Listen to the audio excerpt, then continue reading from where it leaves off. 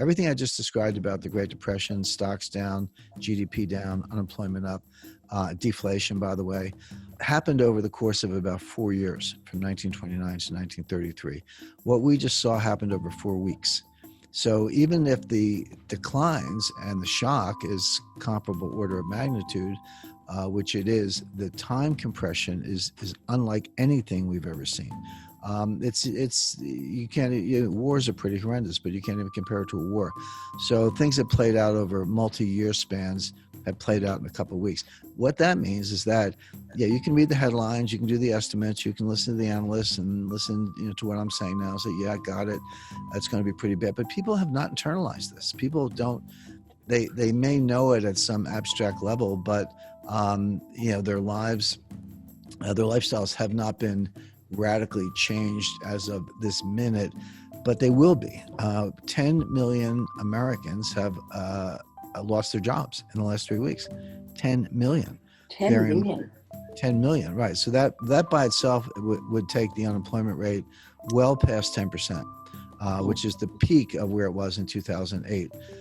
Or in 1982, we had a bad recession. It also peaked around 10%. It's going to 25%. Businesses are hanging on. And bear in mind that our economy was weak before the coronavirus. All this happy talk from the White House about the greatest economy in U.S. history. It's all nonsense. I mean, the economy was growing. The U.S. was outperforming other developed economies. We were doing better than our trading partners.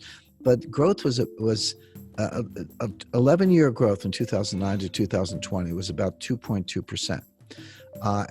And the annual figures clustered around that. We had no 3% years. We had no recession years after June 2009. It was very much around 2.2%. It was the same under Trump as Obama. The economy looked about the same. Trump didn't mess it up, but he didn't, double the growth rate of Obama.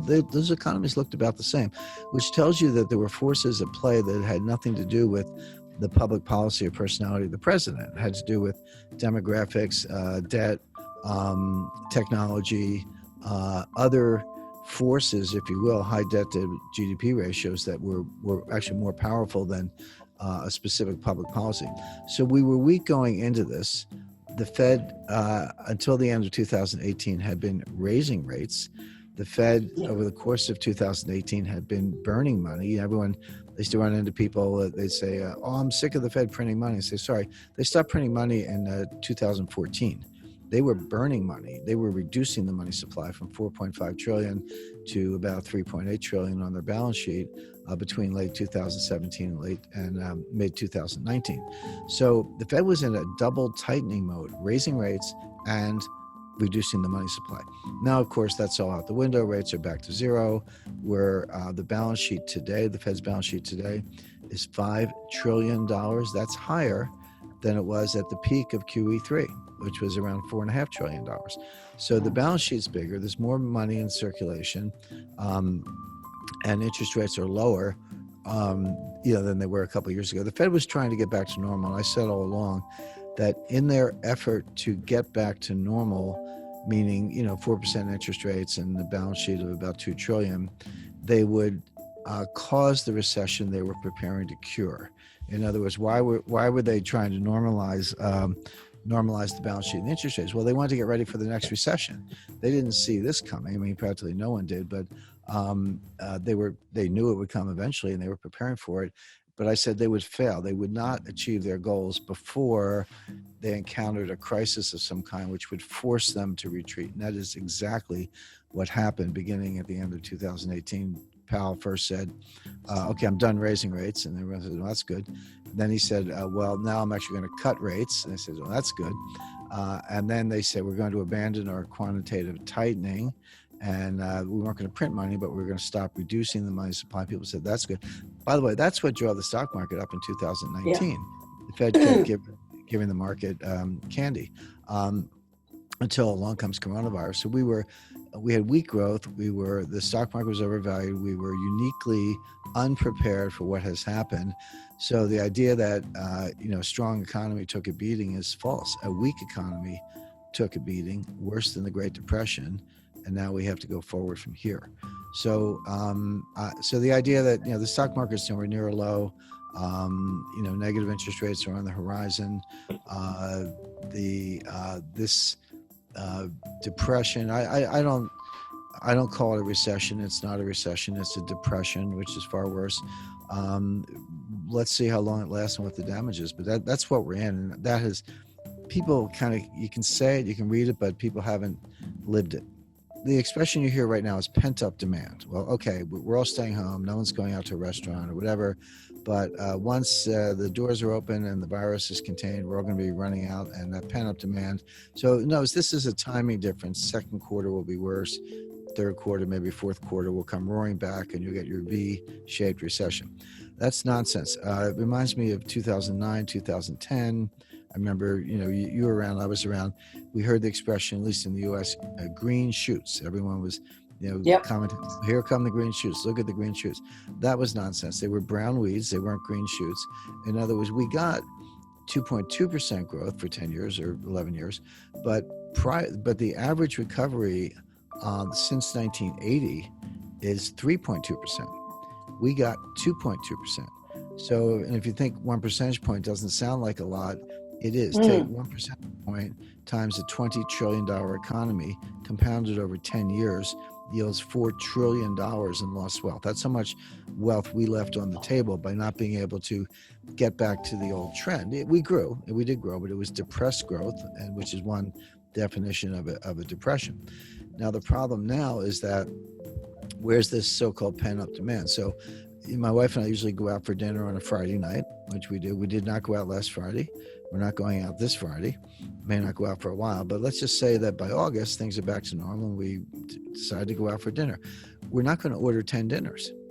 We're going to order one. We're going to sit down and have dinner. Those other 9 dinners that we skip, that is lost output, permanently lost output. It's not a timing difference. Now, it's true that if I were going to buy a car last week and I chose not to because the dealer's closed, and I go out in August and buy the car, okay, that's a timing difference. We subtract it from second quarter GDP, add it to third quarter GDP. So that could be pent-up demand, so-called. So that is a timing difference. So then what you have to do to analyze future growth, you say, okay, well, of everything that's going on, how much are permanent losses and how much are temporary losses, timing differences?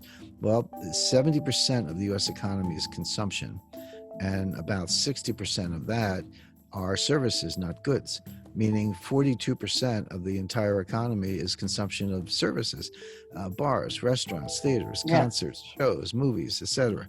And most of that, as I described, is lost permanently. So you're never going to get that back. And then the question is, how do you grow from there? Well, here, let's say you're a restaurant and you have 20 employees. Now your doors are shut. You've terminated all 20 of your employees. They're applying for unemployment, so they're getting some check from the government, but you've closed your business. You're hanging on because most of these kinds of small businesses are not well capitalized anyway. They don't have a lot of working capital. By the way, 42% of the jobs in the U.S. are small businesses. It's not, IBM and General Electric. It's restaurants, dry cleaners, pizza parlors, and the like. Okay, so now let's say it's all clear, the virus is contained, you reopen your restaurant. Are you going to hire back all 20? Or will you perhaps say, well, I'll hire back 10 and we'll see about the other 10? You're going to have the same crowd? No, because behavior changes. You're going to have to set up fewer tables because they're going to have to be further apart. In other words, you're not going to recover all that lost growth, and 10 of those people are not going to get their jobs back. This is for the ones who hang on. There will be a lot of bankruptcies in the meantime. People just say, well, sorry, I'm just closing up shop permanently. I'm not reopening this restaurant. And so when you take into account the permanently lost output, because it's gone, it doesn't come back. You don't have the 10 dinners as I described, plus the permanently lost jobs where you get terminated for reasons we all understand right now, but you don't get hired back for a lot of other reasons. This is a depression-like characteristic. So will we grow again? Yes. Will we hit bottom? Yes. But we're going to hit bottom maybe 30%. I mean, I always talk about this all the time in terms of hedge fund performance.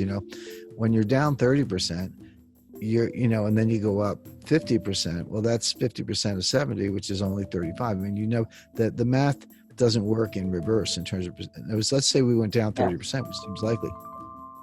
Let's say we had 10% growth. I've never seen 10% growth in a quarter in the United States. I've looked at a lot of time series. The biggest quarter I saw was during the Eisenhower administration in the 1950s. We had one quarter where the economy grew 8%. We had a couple of years under Ronald. The economy grew 5-6%. That's what a strong economy looks like, 5-6%. Yeah. Well, let's say we go down 30%, and it could be worse, but let's say 30. So now we're at 70. Okay, 70% of the former GDP, and we grow 10%, which is off the charts. Well, that's 7. Now you're at 77. Guess what? You're still 23 percentage points below the prior level of GDP. You grow 10% again. Well, add 7.7 more. Now you're up to 84. And you're still 16% below the prior GDP. This could go on, will go on for quarter after quarter. That's if you get the kind of growth I just mentioned, which is unlikely for the reasons I talked about earlier. So it doesn't mean we don't hit bottom. It doesn't mean we never grow. What it means is that we don't get back to those levels for years. Okay, so given that we're that dire prediction, as you said, this is not something that's going to go away, and people are talking up the fact that it will go away. What should people do? Reduce your exposure to equities. I'm not saying go to zero, but stock markets have not hit bottom. Number one, build up a store of cash. People turn up their nose at cash. You go, well, it has no yield. Well, it doesn't go down 30% either, or 50%. But first of all, cash does increase in value in deflation. When you have deflation, I'm not talking about disinflation, I'm talking about deflation, which is coming. The value of cash actually goes up. Your dollar buys more if prices go down. So your cash is actually more valuable